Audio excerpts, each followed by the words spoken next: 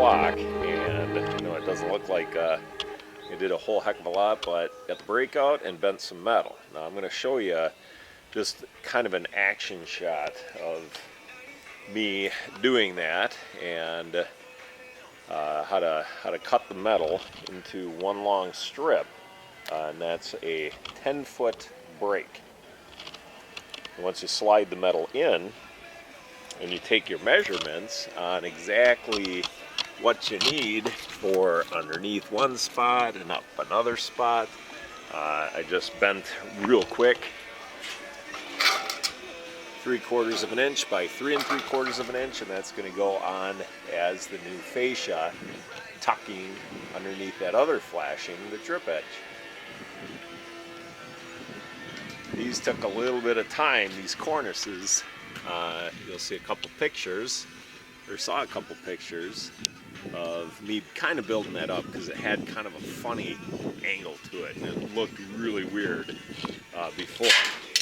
So a lot of the cuts, you have to understand that a lot of this is going to be hidden by J-channel, covering it up, bending it, making sure that that everything's nice and smooth. It's really the way to go. So there's that piece there. So we're rocking and rolling.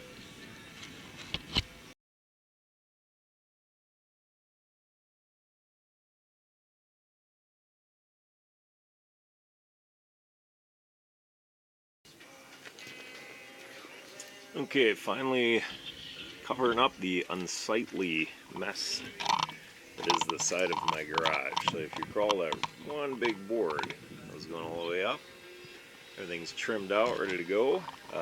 The concrete on the bottom is a little bit askew, but the siding itself is very, very straight, and it measures out the same. One of the things that you want to make sure of is that it measures from the siding to the top of where you're going, in this case the trim pieces, and it's the same left right. Make sure that once you get to the top that it's not going to be at a weird angle. So I'm going to show you one piece here. So when you cut the siding, you want to make sure that it measures to about the middle of the J-channel. You do not want to have it super duper duper tight. When you put it in, you're going to have the back side of the channel lock in with the previous coarse channel, and it's a good idea to put it kind of toward the top. So either side of the J-channel and bend it, get it in there, and it should slide freely. It shouldn't be tight. And then when you slide it down, you can lock it then up. And now it's locked in. And then here I'm going to put a nail here, a nail in my other strip, and a nail in the end. And when you nail this, you want to make sure you don't have it tight. You should be able to move the siding once you're complete with nailing it in.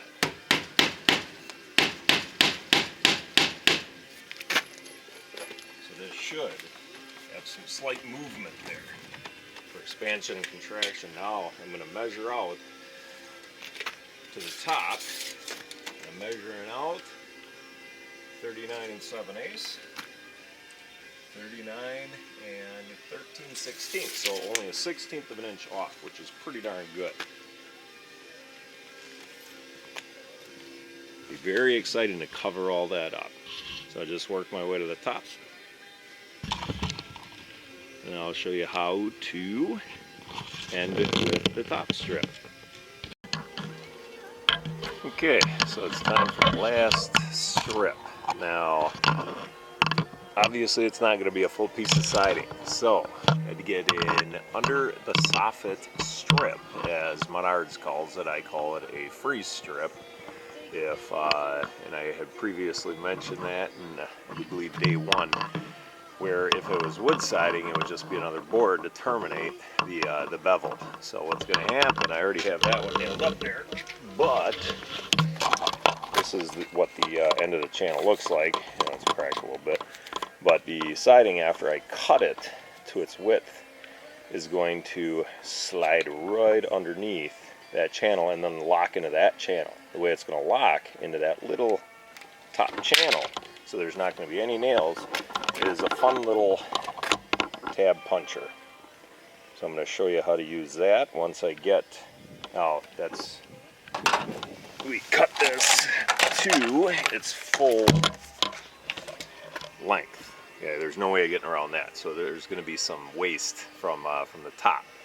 And I'm going to use the metal brake, and we're going to set it in there. We're going to score it, and then we're going to break it off, snap it so it's a real nice clean break. And then we're going to pop the tabs in.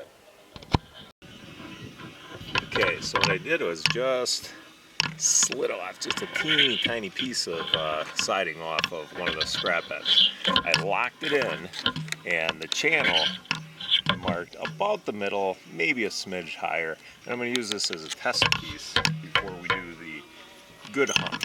So I'm going to try to do this one-handed with the video. Cut that off. We'll slide it underneath and make sure that it's locked in position, and then it's hidden. So before you do it on your good long hunk of siding, test it on a scrap piece first.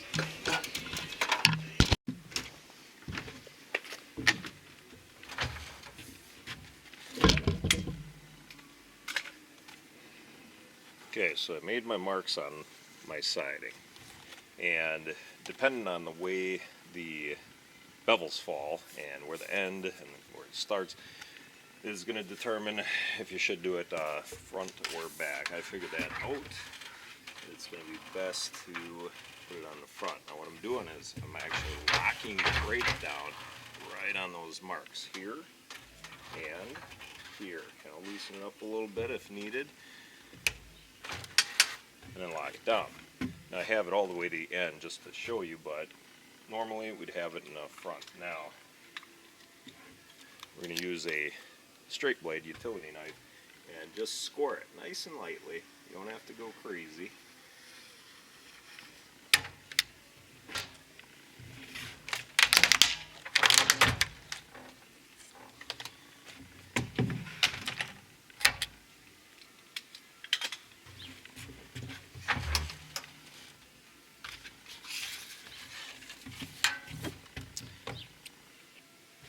When you punch the tabs in, you want to hold the puncher and the hole up, so when you punches the tab outwards, and when you slide it in, that little tab is going to lock right into that undersoffit strip. And you don't have to go crazy, just like as it was a couple nails.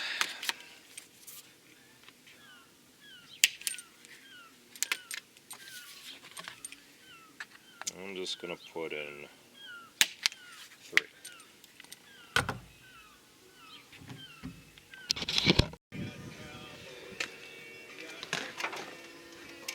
So you have your little tab spot.